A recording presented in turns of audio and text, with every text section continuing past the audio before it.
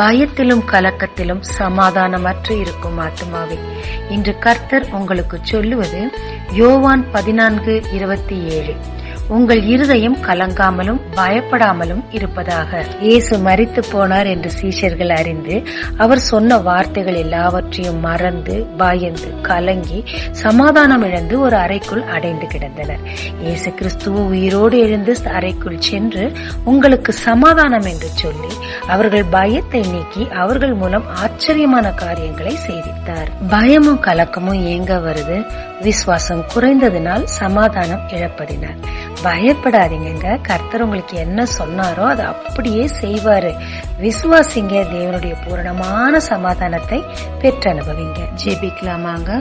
உலகம் கொடுக்கிறபடி இல்லப்பா, ஒரு தேவ சமாதானத்தை எனக்கு கொடுக்க நீர் காத்திருக்கிறீர். உம்மை பூரணமாய் விசுவாசிக்க பயத்தை விலக்க கிருபை தாரும். இயேசு மூலம் பிதாவே, ஆமென். இயேசு கிறிஸ்துவின் நாமத்தில் இந்த நாளில் உங்களை ஆசீர்வதிக்கும் ஜீசஸ் விஷன்.